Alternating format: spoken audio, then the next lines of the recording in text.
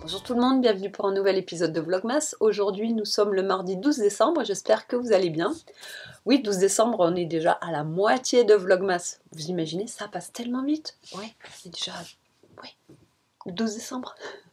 Voilà, donc j'espère que vous allez bien. Donc comme je viens de dire aujourd'hui, on est mardi, là c'est le soir. Non, je sais, je vous parle le matin au petit-déj, mais ce matin je n'ai pas eu le temps. Il fallait que je parte au travail vite, enfin blablabla, j'ai pas eu le temps. Donc oui, bah maintenant c'est le soir, enfin c'est le soir, c'est 5h moins le quart, il fait déjà nuit noire. Ça c'est les beautés du Québec en hiver, il fait nuit super tôt, c'est déprimant. Heureusement, en une semaine et quelques jours, les jours vont commencer à grandir à nouveau et ça va faire du bien. Sans plus tarder, parlons un petit peu de mes chaussettes de l'Avent. Aïe aïe aïe, chaussettes de l'Avent, donc comme vous allez voir, ben, elles n'ont pas avancé depuis hier. Elles ont à peine avancé depuis hier, elles ont un tout petit peu. Sur cette chaussette-ci, je n'ai toujours pas fini le talon. Et là, j'ai commencé un tout petit peu la bande d'hier. Donc sur cette chaussette-ci, je n'ai pas commencé. Donc il faut que je finisse le talon et il faut que je fasse la bande de lundi. Oui, je suis à la bourre. C'est pas grave, je le ferai ce soir devant la télé. Hier soir, je suis rentrée du boulot à 9h. J'ai arrêté de travailler à 9h30, donc il est hors de question que je tricote. Voilà, mais ce soir j'ai le temps, donc tout va bien. Ouais, donc aujourd'hui il va falloir que je rattrape le retard d'hier et que je mette les nouveaux petits bouts de laine d'aujourd'hui. Donc ouvrons sans plus tarder le 12 qui est ici. Voilà, donc ouvrons la petite boîte du 12 pour savoir quelle laine je vais rajouter. Ah, je les ai vus. Voilà, mais je vous les montre quand même comme ça. Hop, un magnifique rouge-orange, super beau. Ouais, super beau. Et un vert tout aussi beau. Oui, j'adore. Donc je pense que je vais mettre le orange là parce que ça sera... Sinon ça sera trop près du vert du talon. Quoique c'est pas très grave. Et le vert ici. Ouais, je pense que c'est comme ça que ça va se passer. On verra, peut-être que je changerai, on verra. Mais en tout cas, espérons que demain, j'ai rattrapé mon retard. Oui, j'aurais rattrapé mon retard, il n'y a pas de problème. Ça va pas être compliqué quand même. Voilà. Oh, je suis désolée pour le... Comme il fait nuit, j'ai mis une lampe là-devant, donc vous pouvez la voir dans mes lunettes. Peut-être si j'enlève mes lunettes. Voilà. On va dire, j'enlève mes lunettes comme ça. Vous voyez plus le reflet. Ouvrons les sachets de thé. Donc, premier calendrier de l'Avent, le 12, qui est juste devant moi. Rouge avec un petit sapin. Hop là. Je range la boîte, je pourrais le ranger une fois que j'ai fini de vous parler, ça éviterait un peu des temps morts. Et c'est Briller de mille feux, Glitter and Gold. C'est un thé, je me rappelle l'année dernière, je l'avais bien aimé. C'est un thé noir avec, je sais pas, des petits arômes. Je sais pas, il y a de la vanille là-dedans, ouais, il y a de la vanille, je sais pas quoi, et puis on peut pas les voir là. Oh ben voilà, surtout si je le renverse. On peut pas voir, mais il y a des petits bouts de paillettes. Donc ça, je suis pas super fan des paillettes qui se dissolvent. Je sais pas trop ce que c'est, mais c'est des petits bouts de paillettes dorées. Mais oui, l'année dernière, je l'avais bien aimé, donc je suis contente de l'avoir. Voilà. Et le thé... Oh, c'est pas vrai. Je vais finir par me crever un œil avec ces calendriers de l'Avent, moi. Le thé de... Calendrier d'été de voyage. Voyons voir aujourd'hui ce que nous avons pour le 12. Bon, ben ça, nous avons une grande montagne. Je pense que c'est le mont Fuji, la grande montagne au Japon. Donc j'imagine que c'est un thé du Japon. Oui, c'est exactement ça, un thé du Japon. C'était pas compliqué à deviner. Et c'est du Japanese Sencha. Voilà. Pour le moment, j'en ai encore ouvert aucun de ces thés. Pourtant, franchement, j'aime beaucoup les thés classiques. En plus, c'est que des thés bio et tout. Mais j'en ai encore ouvert aucun. On verra. Voilà, bah écoutez, c'est à peu près tout. Ah ben non. Qu'est-ce que je porte? Alors, je voulais aussi partager avec vous le pull que je porte aujourd'hui. Voilà, je vais me lever pour que vous le voyez mieux. Hop. Donc, j'ai une petite robe, comme d'habitude. Et voilà, un pull avec un très beau câble devant. La laine, il est dans une laine orange. C'est un orange super orange glorieux, je dirais, je l'adore. C'est la laine, c'est de la laine de d'Erorum Natura. C'est l'orgiliate, c'est la première fois, la seule fois où que j'ai tricoté avec cette laine, et c'est une laine que j'aime beaucoup beaucoup. Je sais pas si on la trouve facilement ici, en Amérique du Nord. Je sais, moi je l'avais acheté quand une fois j'étais passée au magasin de la Bien-Aimée à Paris quand j'étais rentrée voir ma famille. Et voilà, j'étais passée dans son magasin et j'avais acheté cette laine là-bas. C'est une laine que j'aime beaucoup. Il faudrait que je m'en reprocure. Parce que, ouais, voilà. Donc, et le patron, c'est celui-ci, je suis venue préparer. Donc c'est un patron de Carol Feller qui vient de ce livre-là, qui est un livre de short row, plein de déclinaisons de short row. Il y a des pulls, il y a des chaussettes, des châles, des trucs, plein de trucs. Et le patron, c'est le Orosi, voilà, Orosi? Oui, Orosi, top down sweater avec un grand câble comme ça et un grand col. Donc ouais, j'adore ce col. Ce qui est bien, c'est que bon, c'est un col roulé, donc voilà, quand j'ai ma veste, elle monte jusque là, il me tient bien chaud, mais il est quand même bien lâche, donc c'est pas quelque chose qui vous étrangle, il vous tient chaud et voilà. Mais vous êtes quand même à l'aise. Ouais, il est super agréable à porter. Ce que j'aime bien aussi, c'est qu'il y a vous les voyez? Oui, des bosses dart là. Bon, moi ça va, j'ai pas énormément de seins donc j'ai pas besoin de bosses dart, mais ça fait quand même une belle forme. Ça le rend très très flatteur, voilà. Ouais, et puis bon, la construction, je me rappelle plus, mais c'était une. J'aime beaucoup les patrons de Carol Feller. Ils sont toujours très très bien pensés avec les petits détails qui vont bien et tout et tout. Donc c'est pour ça, je me réinstalle. C'est pour ça que j'avais acheté ce livre. Donc ouais. Donc comme je vous disais, ouais, c'était basé sur les techniques des rangs raccourcis, différents types de rangs raccourcis. Pourquoi utiliser tel type de rang raccourci au lieu d'un autre dans tel type de circonstances et tout. Enfin, c'était vraiment très très intéressant. Donc chaque projet vous montre une façon d'utiliser des short-rows différentes. Voilà, il est très bien. J'ai fait 2 ou 3 patrons de ce livre-là et j'aimerais bien en faire plus. Par exemple, pourquoi j'ai jamais fait ce pull-là? Regardez, le yoke avec un petit colorwork super sympa et surtout la poche kangourou devant. Je sais pas pourquoi. Je pense que je vais mettre ce pull sur les aiguilles très bientôt parce que il est très très beau. Voilà, sinon j'ai fait un petit gilet. Bah, attendez, je vous montre. Hop, j'ai fait. J'ai fait ce gilet ici en orange aussi, tiens, c'est rigolo. Voilà, et c'est un petit gilet de printemps que j'ai, mais très souvent. Voilà, donc le livre est un petit peu vieux maintenant. Je pense que je l'ai acheté il y a peut-être bien une dizaine d'années. Est-ce que je peux voir quand est-ce qu'il a été imprimé? Non. Oh, quand même, je dois pouvoir trouver cette information-là. Il a été imprimé en 2015, donc ouais, presque 10 ans.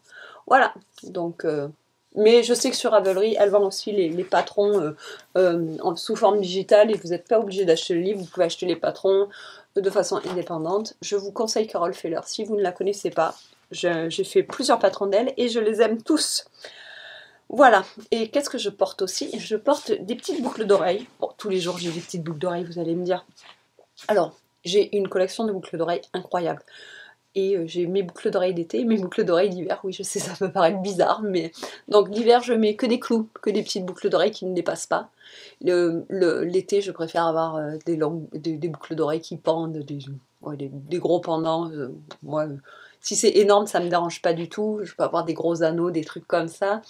La raison pour laquelle je mets que des petits clous l'hiver et pas des gros pendants, c'est que quand il fait très froid et que vous avez un bout de métal qui dépasse, le bout de métal va très froid et ça vous fait froid à l'intérieur des oreilles. Ben oui, parce que même si vous avez un bonnet qui vous couvre les oreilles, ça va pas couvrir là.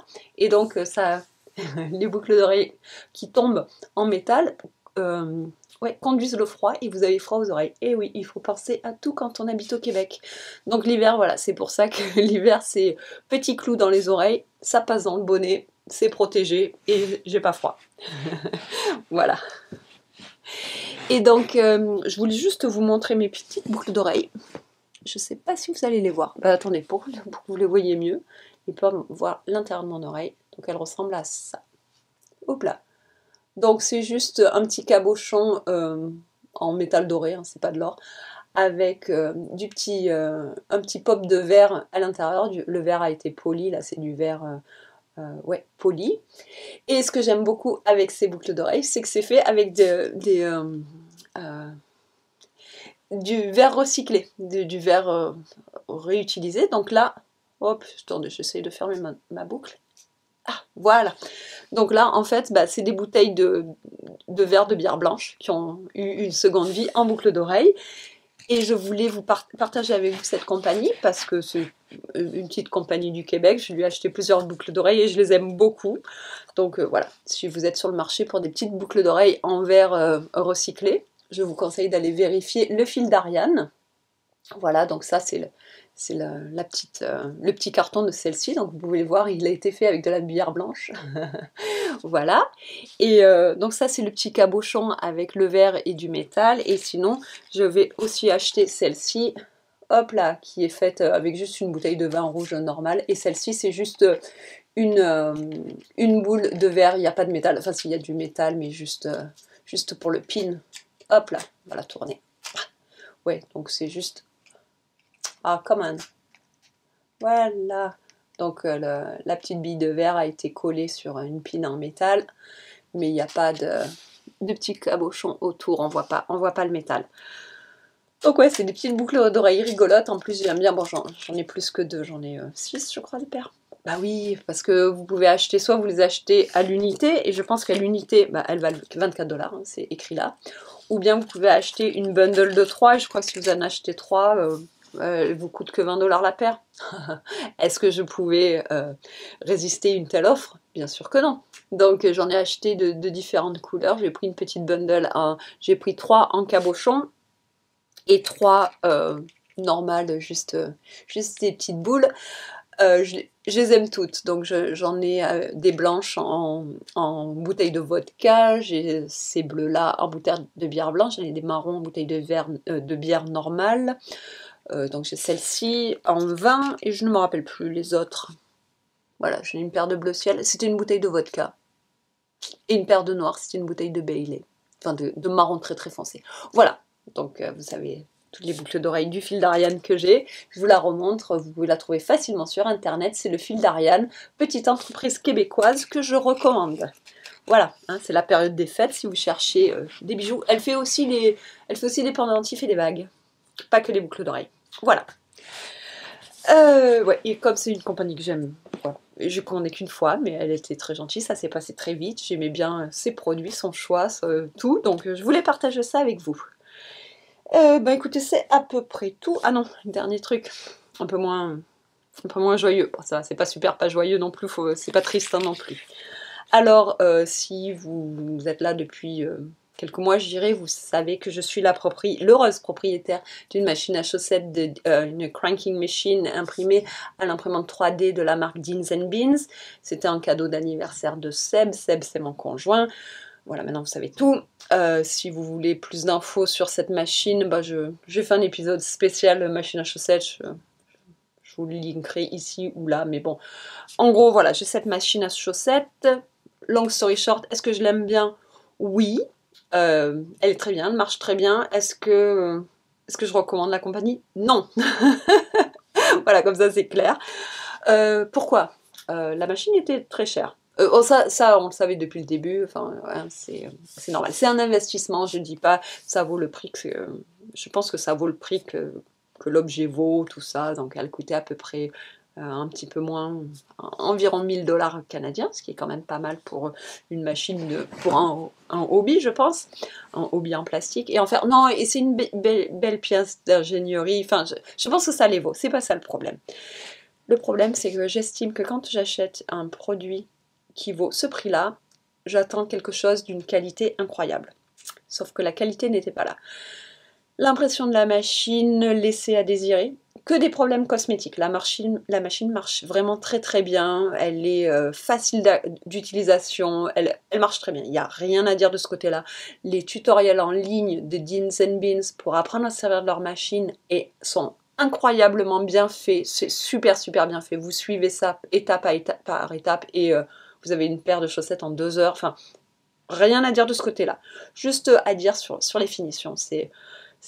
Ouais, il y a des problèmes d'impression un peu partout, donc ma machine n'est pas belle.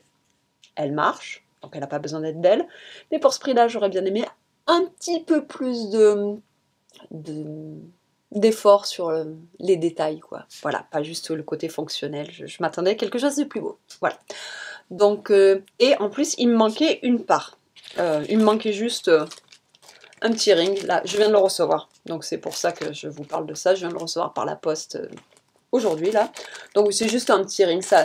Et en plus c'est juste pour tenir les aiguilles dans le cylindre qui vous sert à tricoter les chaussettes. J'ai 2 cylindres de 2 tailles différentes. J'avais une ring. Je n'utilise pas les 2 cylindres en même temps. Donc ça ne m'a pas du tout empêché d'utiliser ma machine. Tout va bien. Voilà. Mais quand j'ai vu ça, je leur ai écrit une première fois pour leur dire, bon bah excusez-moi, mais il me manque une pièce.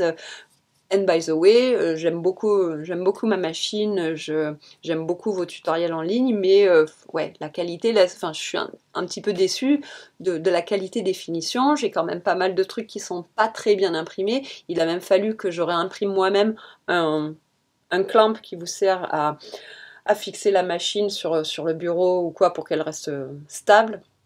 Et ça, il était tellement imprimé que je l'ai mis et au bout de 10 minutes, il s'est cassé. Donc il était impossible à utiliser. J'ai heureusement accès à une imprimante 3D au travail, donc j'ai pu en réimprimer une autre sans problème. Ça m'a pris 30 minutes, donc tout va bien. Mais c'est quand même pas normal pour le prix de cette machine qu'elle arrive avec des défauts, même si c'est des défauts cosmétiques. Bon, puis ça, le clamp qui s'est cassé, c'était pas un détail juste comestible, oui, c'est ça, cosmétique. Ouais, ce clamp m'a servi une fois. Bon, bref. Donc je leur ai écrit pour leur dire, bon, juste pour vous prévenir. Et en plus, c'était un mail super gentil pour leur dire que oui, j'aimais ma machine et tout, mais que bon, dans le futur, pour éviter que les gens soient déçus, ça serait peut-être bien qu'ils fassent attention à la qualité de la définition. C'est tout. Un mois après, j'ai reçu aucune réponse, toujours pas de nouvelles de la pièce manquante. Bon, et ça, j'espérais quand même recevoir. Donc, et j'ai écrit sur le formulaire en ligne qui vient sur leur site internet. Donc, je dis à Seb, ouais, c'est quand même bizarre, j'ai pas de nouvelles et tout. Et lui, lorsqu'il m'a acheté la machine, il leur avait posé plusieurs questions pour savoir, pour payer quand on est au Canada, patati patata. Donc, il leur avait écrit par email, pas par le formulaire en ligne. Donc il me dit, bah écoute, si tu veux, j'écris à l'email avec lesquels je correspondais pour leur demander comment tu n'as pas de réponse. Donc il lui écrit ça. Elle lui répond, la personne de Jeans and Beans lui répond dans la foulée, la propriétaire, en lui disant, oh bah tiens, c'est vraiment bizarre parce que je lui ai répondu le jour où elle m'a écrit, je lui ai répondu, voici mon email de réponse. Bon, ok, j'ai regardé dans mes spams, j'ai regardé de partout dans ma boîte. J'avais pas l'email. On va dire un email qui se perd, ça peut arriver, pourquoi pas de chance. Bon. Donc elle me répond ou elle me dit oui, je suis vraiment désolée que tu ne sois pas contente de la qualité de la machine. Est-ce que tu peux m'envoyer des photos pour me montrer les misprints et les petits problèmes de finition et donne-moi ton adresse pour que je t'envoie le petit ressort. Ok, très bien, j'écris, je prends une semaine pour faire les photos. Je lui écris une jolie réponse, hein, voici mon adresse. Et donc je vous disais, voilà, je vous ai signalé des problèmes d'impression, des manques d'impression là, voici un exemple, des couleurs qui se mélangent parce que les filaments ont été changés n'importe comment entre 2 changements de couleur. Je lui ai pas dit comme ça, mais j'ai toujours super positif. Voilà, changement de filament, enfin le mixing des couleurs, voilà un exemple. Voici un exemple de petites, à des moments, je sais pas, leur tête d'impression devait être sale, donc il y a des petits pâtés sur la surface est censée être lisse, il y a des petits pâtés par-ci par-là, donc voici un exemple des petites protubérances, voilà. Donc à chaque fois, je lui mettais un petit exemple, une photo, tout ça, enfin bon, ça m'a pris un quart d'heure à écrire cet email, mais quand même, voilà, j'envoie tout ça, toujours pas de nouvelles, au bout de 3 semaines, toujours pas de nouvelles. Donc je lui ai écrit, je suis ouais, excuse-moi, je n'ai pas reçu de nouvelles, enfin je voulais juste savoir si tu avais bien reçu mon email, comme mon dernier email s'était perdu, je voulais être sûre que celui-là ne se perde pas. Là elle me répond le lendemain pour me dire Oui, ben, excuse-moi, mais je savais pas ce qu'il fallait. Mais un email très sec. Je ne sais pas ce que j'ai envoyé le ressort à l'adresse indiquée et je savais pas qu'il fallait que je réponde à quelque chose d'autre. Bon, moi mes emails avaient été gentils, donc là j'ai répondu un email un petit peu moins gentil en disant oh bah merci, merci pour avoir envoyé le ressort. Mais effectivement, j'aurais bien apprécié euh, une réponse pour me dire c'est bon, le ressort a été envoyé et je suis vraiment désolée que tu aies des problèmes d'impression, c'est tout, mais c'est vrai que après tout mon email ne demandait rien. Voilà, je n'avais pas besoin d'une réponse, mais ça aurait été apprécié, voilà, juste de me dire que vous étiez désolé de la mauvaise qualité de l'impression et de me dire que ça a bien été envoyé. Pas de nouvelles, pas de nouvelles. Au bout de 2 semaines, je reçois un email de USPS. Non, au bout de 2 semaines, pardon. Elle m'écrit pour me dire ah, pour l'envoyer, il me faut ton numéro de téléphone. Je t'ai écrit il y a 2 semaines et tu m'as dit oui, ça a été envoyé, puis là tu me demandes mon numéro de téléphone.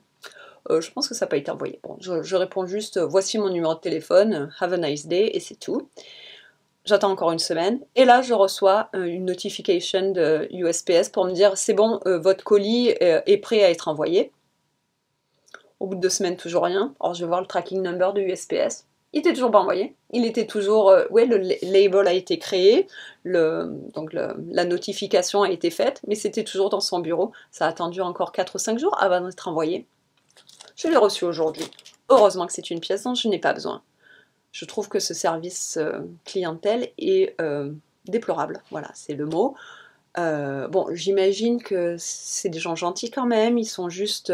C'était une petite compagnie, c'est une compagnie familiale. C'est juste elle, son fils et sa fille, ou sa belle-fille, je sais plus. Mais bon, ils sont juste 3 personnes. Je pense qu'ils sont victimes de leur succès. Ils ont trop de machines à imprimer. Ils ont des listes d'attente super longues. Donc, comme ils ont trop de machines à imprimer, ben, je pense qu'ils les impriment moins bien que ce qu'ils devraient, hein, et il faut avouer ce qui est, et ils n'ont pas le temps de répondre aux emails, ils n'ont pas le temps de suivre leurs conversations, ils n'ont pas le temps d'aller à la poste. Enfin voilà. Donc, j'ai mon ressort, je ne ferai plus jamais affaire avec eux. Je suis bien contente, parce que là maintenant, s'il y a quelque chose qui se casse sur la machine, eh ben, tant pis, je leur imprimerai moi, et même pas je leur dirai, c'est pas... voilà. Donc, expérience bittersweet, comment on dit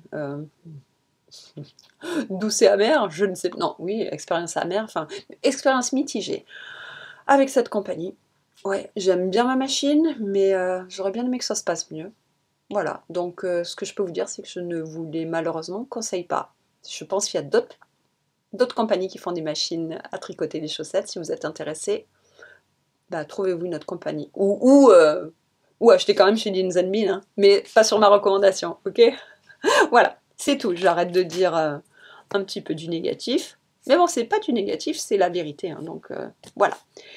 Et c'est tout parce que je voulais pas parler longtemps et j'hallucine. Ça fait déjà presque une demi-heure. Hein, qu'est-ce que je parle? Miss Manu, la dernière fois, disait oh là là, je m'entends parler, je me saoule moi-même. Eh ben, bienvenue au club. Moi aussi.